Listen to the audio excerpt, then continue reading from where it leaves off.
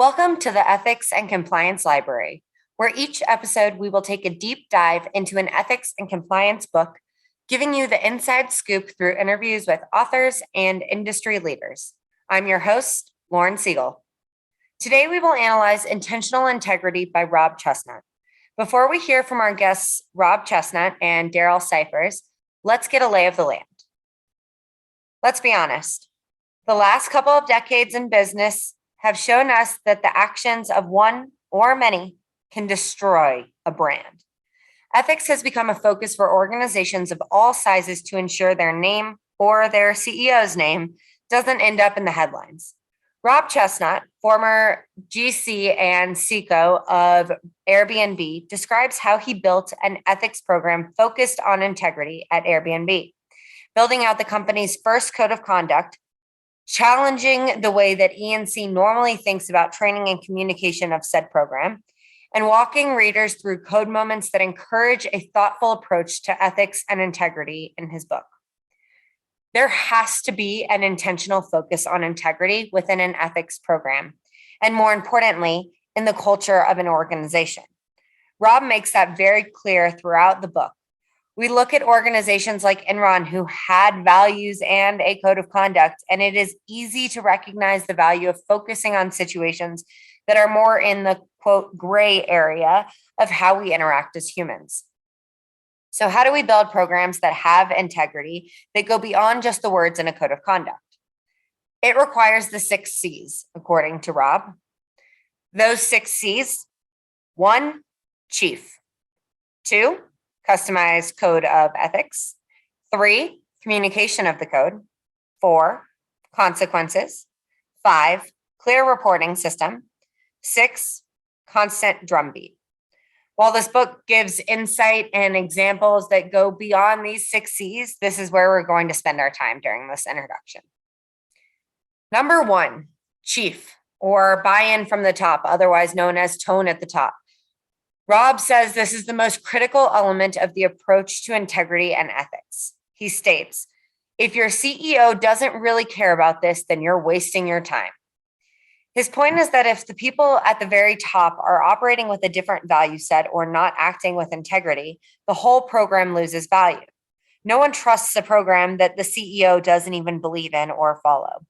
Well, Rob, some of us may be thinking, what if I have middle management do this? Our CEO doesn't have time to make a statement or get in front of our employees. That's not enough. He points that if you delegate the training to a mid-level HR manager, you are suggesting that it just isn't very important. Rob and Daryl both talk about how they got buy-in from leadership and how leadership shows up for integrity and ethics in their interviews later on.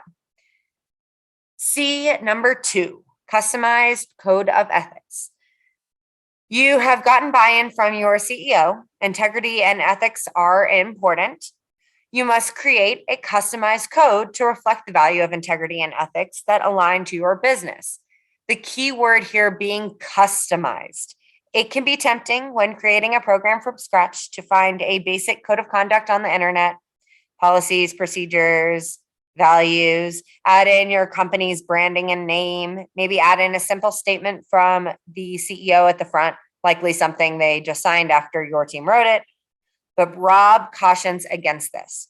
Without your organization's language, values, normally needing to go beyond, quote, act with integrity, the organization's mission and your own words for situations, it won't land for your employees. Everything in the code has to be framed around the concept of the values you present and represent in the organization as a whole. To construct a code, Rob explains that it is essential to pull together a team of people from across the organization for different perspectives. The cross-functional buy-in you get as this team of people develops the fundamental principles reflecting the organization generates a code that represents your employees and meets them where they are. 3, communicating the code. Now you have created a custom code. You must communicate it. No, you cannot just print out the black and white PDF and post it around the office, especially in today's age where everyone is still working from home. No, you cannot post a cute graphic once a year as a poster that lists your values and have that act as your communication. No, you cannot send it out to your employees, ask them to attest to it, and then never engage with the topic. Rob implemented Airbnb's program in part by designing a quote interactive session for the new employee orientation program around 15 ethical situations. These situations are some of the code moments Rob discusses throughout the book. These situations are not your massive fraud cases, but rather instances that employees are likely to face on a day-to-day basis in their everyday roles. Think handshakes, hugs, alcohol consumption. Intentional integrity is about having an open, honest conversation with people about the way that they should act in the workplace, says Rob. This topic is continued with the sixth C.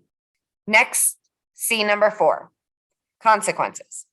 I'm not going to harp on this one, but there are 2 important elements of consequences. They both start with C as well, just for fun. Consequences must be clear and consistent. To some extent, they need to be published in your code or policies. And when we discuss consistency, that doesn't mean that every situation related to the same topic is the same. However, when those situations and elements are the same or similar, keeping consequences consistent builds trust in the program. At a high level, this C dictates the need for a fair process of investigation when someone reports an issue or an issue is realized. Penalties when violations of policies or the code did in fact occur, and rules around how equal enforcement happens. The 5th C might be my favorite C to discuss, just given where I spend most of my time in my job. The 5th C is clear reporting system. This C is all about having instructions on the transparent system for people to report violations. At a minimum, organizations will normally have a phone number, sometimes leading to a specific individual or a voicemail, but hopefully to a call center for anonymity, and also the names of individuals to reach out to with concerns. As best practice, the more ways that you give your employees and people who interact with your organization the ability to report, the better. Some organizations I speak with say, well, we get a couple cases a year, so I know we have a really strong culture. The industry argues it is exactly the opposite of that. Not receiving cases means one or both of 2 things. 1, they exist and you're just not hearing about them or having them surface to you. And 2, people don't trust the system that exists. I've seen organizations do this, add their reporting information at the bottom of pay stubs, on QR codes around the office, on company screensavers. There are so many ways to make sure your employees know where and how to report. Just having it listed on your code is not enough. One of the big business cases for having a strong ethical culture is that it protects your brand and builds trust with your customers, shareholders, etc. Clear reporting systems are the foundational way to build trust internally with your employees. Full stop. Last but not least, C number 6, constant drumbeat. You've rolled out the code, you've communicated it, you have your systems in place to collect information on misconduct. Bang, bang, bang. You're done, right? No. Bang, bang, bang.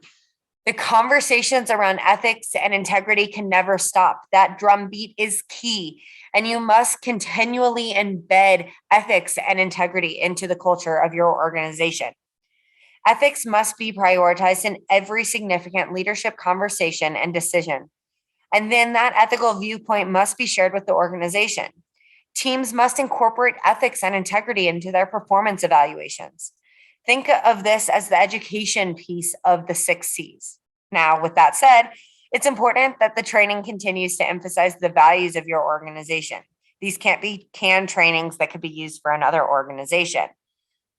There's one communication method that Rob discusses that I want to double click into here, as I think it's a creative and easy to implement idea for those of you listening. On a regular cadence, whether monthly, quarterly, etc., create a short iPhone recorded video acting out a specific scenario. 2 key things here: have leadership star in it and add humor. Rob says that many people have submitted topics for these videos. Leaders have asked to be in them. And the best part, They cost nothing and are all done in one take. These are sent out via email. They're a few minutes long and get a lot of engagement from employees. This keeps integrity top of mind with relevant topics, familiar faces, and a good laugh. This is how you keep that constant drumbeat of ethics and integrity going. These 6 C's help to protect your organization when crisis occurs. When leadership considers the 6 C's and the importance of integrity, evaluating challenging decisions is made easier because you have built trust and a framework to act within. Ethical missteps can be costly and damaging, so companies need a clear roadmap showing employees what they can and cannot do. These guidelines will help your people to do the right thing. Between the framework that Rob sets up, the countless research articles and studies that he references, and numerous code moments he presents to help shine light on the nuances of situations, the case for intentional integrity is clear. Next, we will dive into all of this and more with Rob Chesnut.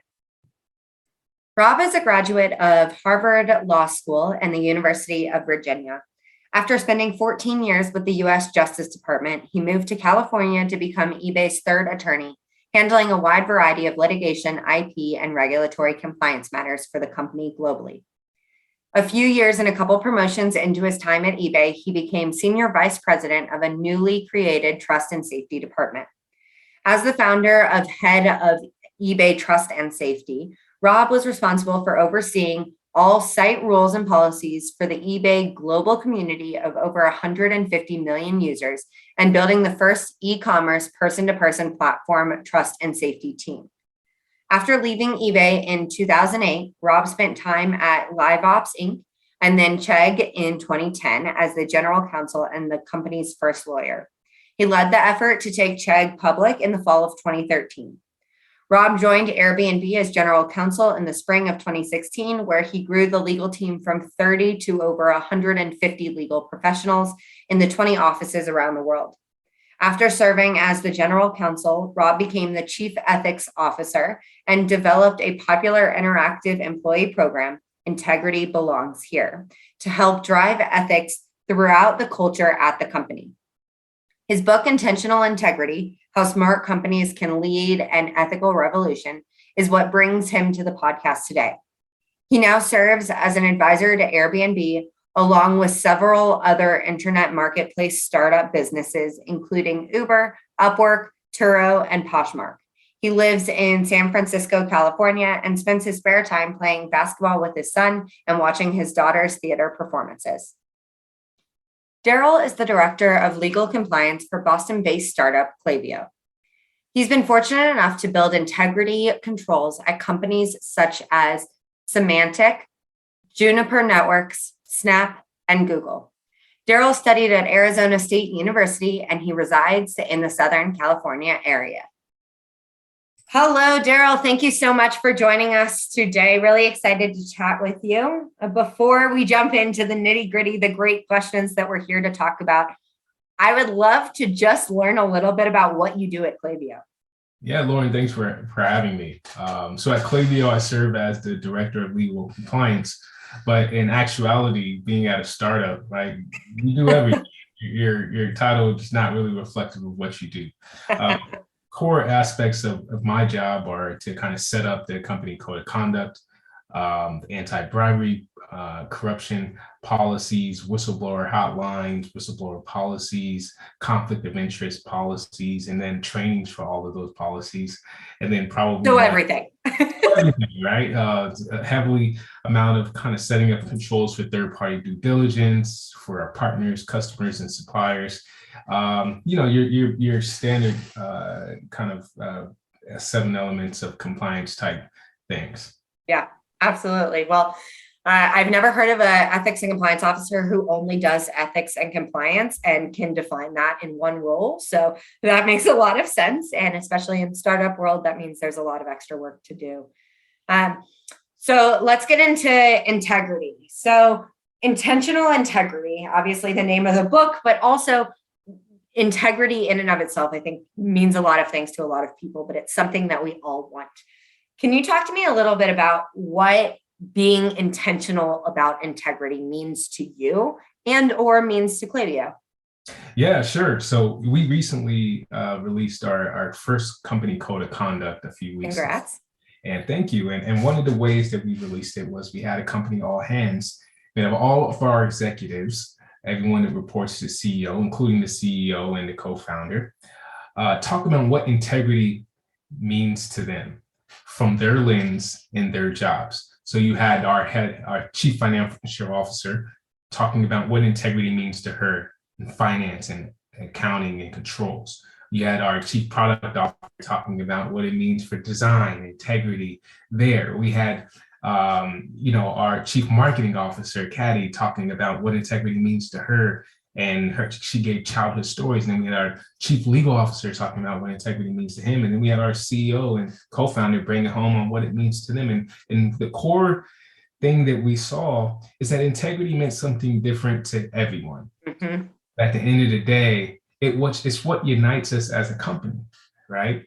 And so when we talk about intentional integrity at Clavio, we mean not taking the shortcuts, like doing the things that are going to make sure that the product is the best, making sure that the controls are the tightest if we have the opportunity, and that we do it in all aspects, not just when our managers are looking, not just when the press is looking, but at all times. It doesn't take a New York Times article or a DOJ investigation to launch a compliance program. You do it immediately, right? Start from the beginning. And it's interesting because, we had this great talk in the all hands, and one of the questions that came in from the employees was, well, what's going on?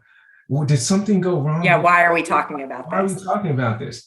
And pretty much what we conveyed to them was, no, we're just trying to set the foundation. This is who we want to be, a company based on integrity.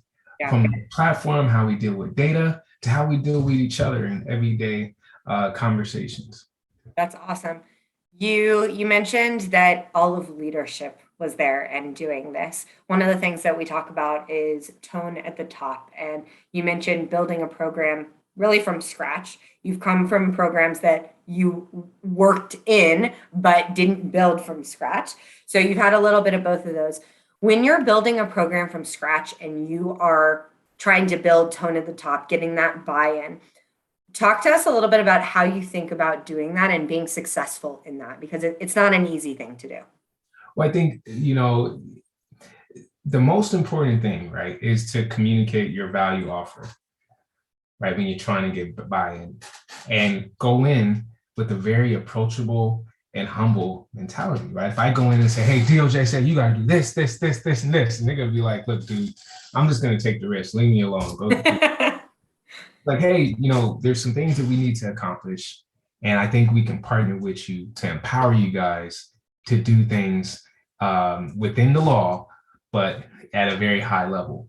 Going in there with an open ear on understanding what their struggles are to comprehend some of their obligations, I think is super important. And what we get wrong sometimes is we just point the law at them. You have to do this and you have to do that. And that may be true, but you're not building a partnership. You are now almost acting like a dictator, right? You have to do this. No one likes that, right? So if you go in there and say, hey, let's talk about, what we have to do in regards to a due diligence protocol. We need to make sure that we control, the vendors that get into our environment, the partners that we're partnering with. We want to make sure that reputationally they're not going to bring harm to the organization. And here are some ways we can do it. We're not trying to make this decision for you, but what we can do is provide you with as much information as possible. And we can make sure you're not engaging with customers that are on banned sanction lists. Right? That's a different conversation when it's like, okay, I can hear you. Let's have a conversation about this versus, dude, you can't do business with them. Nope, can't do it. So I think when we're trying to engage with tone from the top, it's always important, right, that when you're introducing your program and what you're trying to be, that you go in there approachable, right? And that will give you a really good head start, right? The first program I built out I was working in sales and marketing operations, and my job was to create a program that kind of connected the gaps that were existing between the legal compliance function and the sales organization, because the legal compliance function wanted to just shut everything down. And then the sales function was like, it's the Wild Wild West. Let's go have fun. And so it was my job to create certain programs and initiatives that would bridge that gap so that sales can understand where legal was coming from and legal can understand the struggle of sales to comply. Right. And only way you can accomplish something like that is if you have buy-in from your executives. And it all starts with explaining it how I just explained it. Hey, there's a disconnect here. Let's try to figure out some ways that's not taking away from from the things you guys need to do, but will empower this relationship to be stronger. Yeah, that partnership is key. I think one of the things that is really challenging is that ethics and compliance has been viewed as this bad guy, the department of no. They are just standing there to get in your way and make things harder, and that's not the case. And it's hard to feel like your ethics and compliance team is able to support the business when they haven't built out those partnerships, when they haven't gotten the support. So some companies have a harder time doing this because they have these pre-established values and cultures. They're companies that have been around forever, and they say they value integrity, right? But is that actually showing up? You've worked at companies that have had programs for a little while as compared to companies where you're building it from scratch. But when you think about those programs, how would you help a practitioner who is coming into a program that has a pre-existing culture that maybe feels like compliance is a roadblocker and not a partner? Well, there's two answers to that question, right? The first thing is acknowledging that, the programs have evolved, or they should have evolved. The guidance from the DOJ, we would hope, has evolved over the last few years. Like last 3-5 years, things have changed significantly. And I say that because like 5 years ago, right? Maybe 5 years ago, 5, 6, 7 years ago, it was enough for programs to say, check the box. 98% of the people took the code of conduct training. Boom, we're good. Let's report that to the board of directors. But now we understand that that's not enough. Okay, so your employees took the code of conduct, but how has that affected behavior? How do you know that it's effective, right? What metrics are you using to track effectiveness of the training that you're getting, of the code of conduct? Are you seeing trends of when you released your code of conduct training? Is there an increase in allegations? Is there a decrease? Are you seeing things consistent over time? These are questions that we weren't asking ourselves necessarily 5 years ago.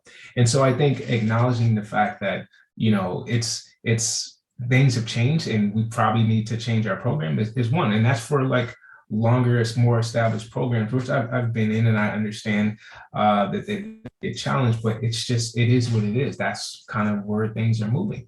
And then the second part of your question in regards to, how do you change the perception of your program? So one of the things that we did at one of the companies that I worked with is we would have anti-corruption training for all our sales and our partnership employees.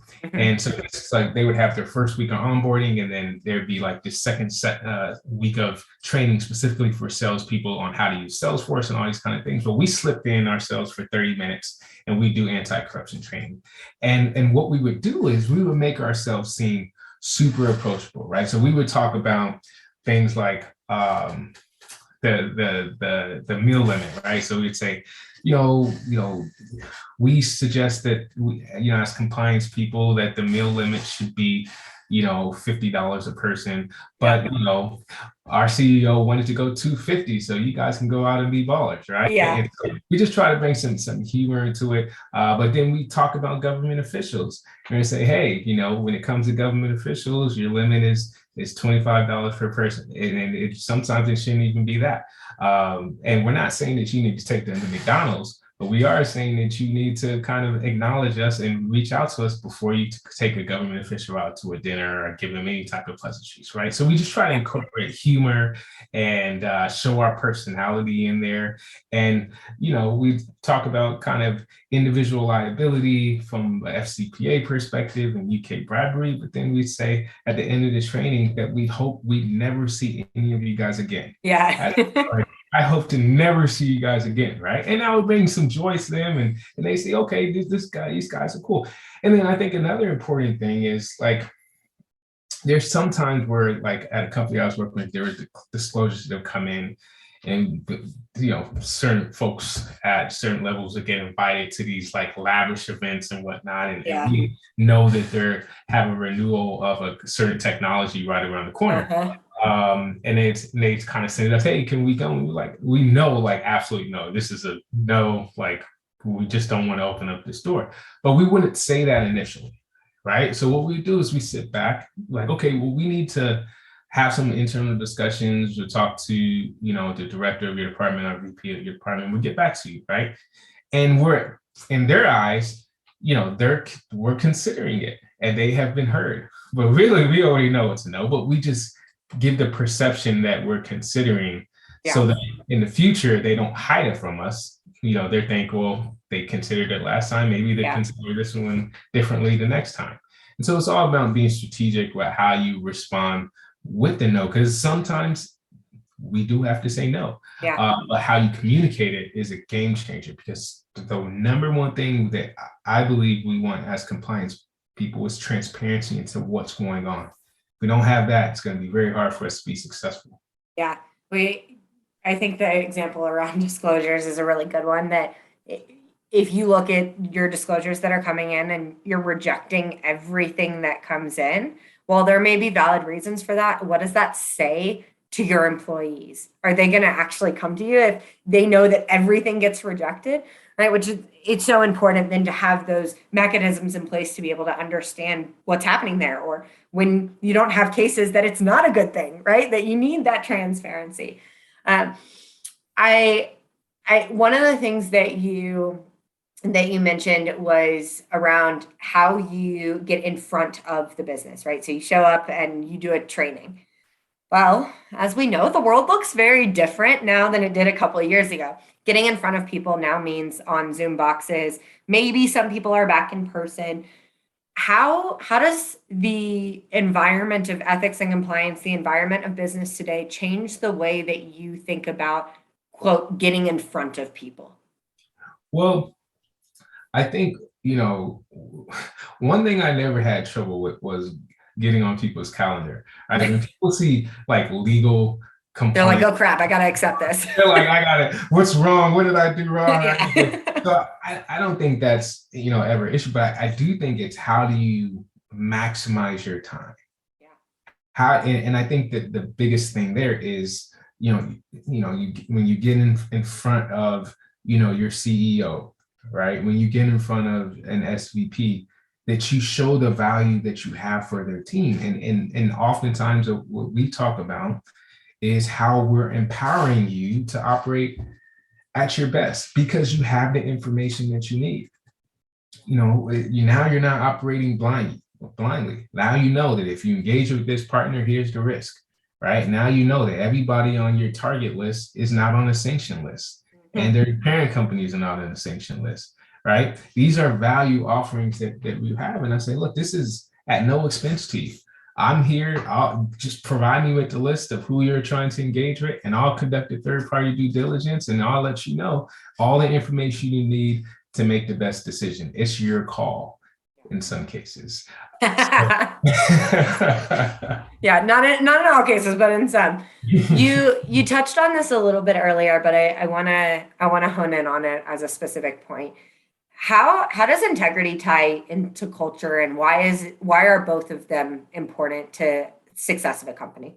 It's everything, right? So when we talk about integrity, when we talk about values of an organization, they are the fundamental pillars of the culture that you're trying to develop. So there's a case where you come into an organization that's well established that already has a culture, and then there's a case where you're going into a startup and you're developing a culture. So I've had the luxury of experiencing both.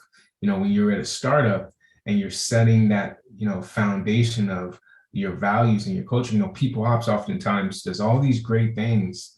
They come up with benefits and they come with all these fun things so that employees have a great time at their organization and build up morale, right? And values tend to fall within the people ops organization. The compliance department is, I believe, the protector of those values, the protectors of culture. We're the ones that are looking at, investigation data. We're the ones that are looking at the whistleblower hotline. We're the ones that seeing, how many folks are kind of harassing individuals and retaliation, all of those things. And we can see how we can adjust our approach to trainings and policies to make sure that we get back on the right track.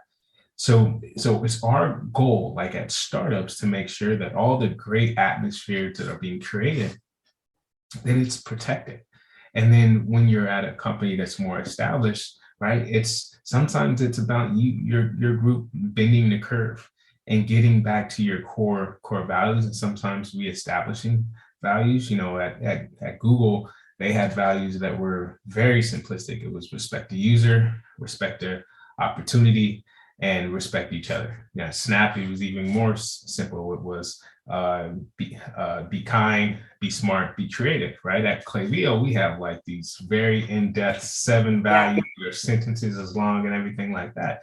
And so as compliance professionals, how do we make sure that those are true to our organization? There's data that will tell us this, right? And looking at that data over time, making sure that we provide that data to executives, the board of directors, so they can understand and provide guidance on when we need to turn the ship. But in my role, I feel like that's my job: protect the values, protect the culture that's being built. Yeah, culture. The idea of who owns culture is a challenging one. I love the idea of protecting culture and it being the responsibility of ethics and compliance there. I think that was a great way to put it. You mentioned data, you mentioned monitoring number of cases. How do you measure integrity? How do you monitor it? How do you do something with it other than say it exists?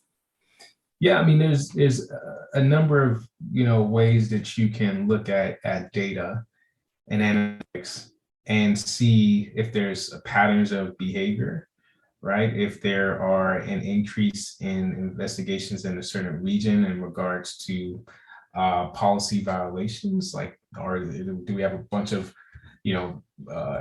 hardware privacy violations here in Europe, right? Or do we have consistently a retaliation and a harassment culture in engineering, right? You can kind of really section things down and look at a pattern of behavior, but it requires a strong partnership with HR compliance and their willingness to work with you. So I think that's a strong way. But then it's also about kind of keeping your ear to the floor, right? And engaging with employees, hearing their thoughts in all hands meetings and their questions, and filling with the raw, with middle level management, find out what they're hearing and concerns that they're having around managing and staff, and then just routinely giving folks the power that they need to be successful. So manager training, employee training, regular training on integrity, kindness, respect for others, code training, things like that.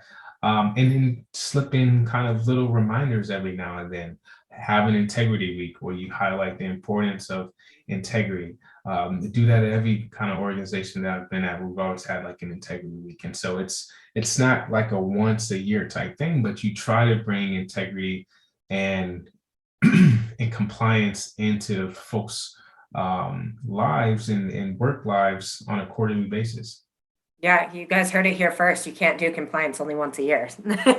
Yeah, it's one of the big things that's always talked about is how do you engage people year round? It's not just the once a year trainings and policies, but it's a lot more than that. And the data that you collect, not just from that, but those conversations, which brings me to something else. We spoke about tone at the top at the beginning. Mood at the middle, the conversations with management. Tone at the top is key to driving integrity and driving culture, but middle management is as well. And in a lot of cases, organizations will find those people to be the most valuable because they actually are interacting with both levels in a very different way. And I think there's a really intentional way to engage middle management in ethics and compliance and use them to help your program. So a lot of organizations will create a compliance committee or create a stewardship program, whatever it is, right? So how do you think about programs like that and the people that it engages? Is that something that you look to create in programs that you're building up? We've had committees at more well established, like one of the first companies I worked at, Symantec.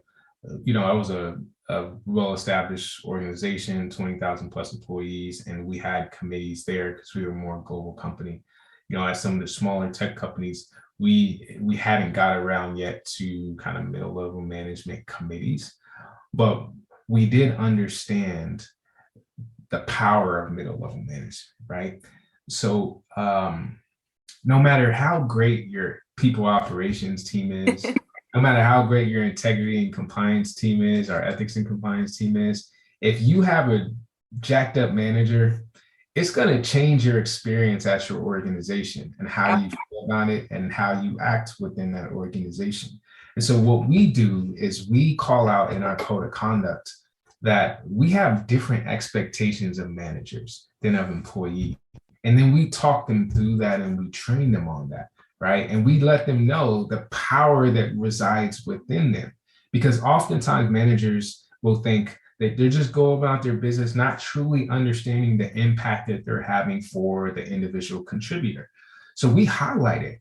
Like, look, we can do all these great things about integrity. We can give all these great benefits, but if you're not actively listening to your reports, if you're not hearing their concerns, if you're not addressing their concerns and following up with them, then it's going to change the environment of the organization and the culture, and we're going to have a really tough time. So we lean on managers oftentimes to communicate some integrity messages that we have to them.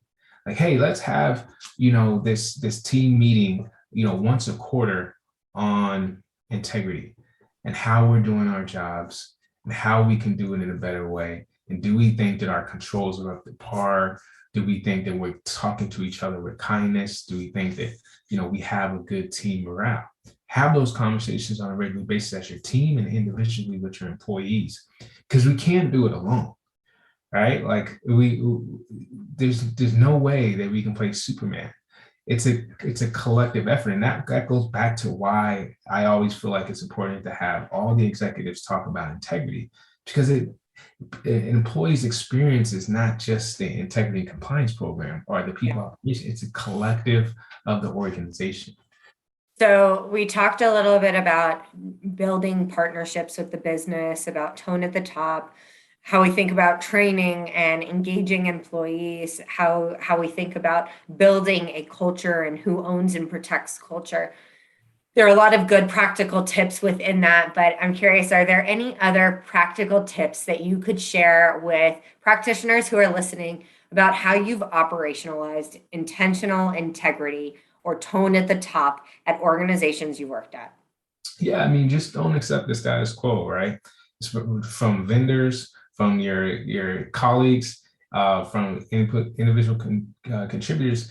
Expect greatness, right? And that's my thing. And whatever vendors that I use and I see their controls and I see that I need something more, I tell them, hey, this is great. This is going to solve this, but it's not going to solve this, and we need to solve this. So when can we have this solved? Right. Same with colleagues, like, okay, this is great. We have this here, but we need to kind of take this to the next level. How can we add, some controls here so nothing slips through the cracks, right? So just not accepting this is industry standard, right? But taking things to the next level, right? I think that's intentional integrity, right? There's often times when we bring on technologies for procurement, or we bring on technologies for other parts of the business that have controls that help compliance, and we don't utilize them because no one turns them on.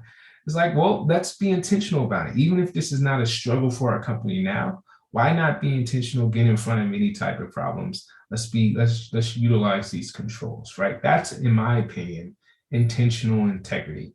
It's not waiting until something goes wrong, but just practicing that behavior starting now. Yeah. Integrity is a muscle that you have to continue working. Otherwise, it doesn't function. And so that's a really great way to put it. None of my muscles function right now. So that's a great reminder that I need to go to the gym. Thanks. Oh, I love that. Well, it sounds like you're doing a lot of really incredible things at your program. You have definitely a lot of work ahead of you, as do all ethics and compliance leaders. But it was wonderful to hear from you today and get your perspective. Super helpful. Thank you so much, Daryl. Lauren, thanks for having me. I appreciate it. Of course. Thank you again to Rob Chesnut and Daryl Cyphers for their time and expertise presented in today's episode on intentional integrity. As mentioned briefly in previous interviews and episodes, we will continue the conversation in the Converge community, converge.conversant.com. Over the next few months, I will be polling the audience to determine what book I will feature in the next episode. Episode 7 will be released sometime in late May. And once we decide on a book, I will hope you consider reading along with me and sending in questions for me to ask the interviewees during the next episode. Thank you for listening and thank you for leading. And as always, have a wonderful day.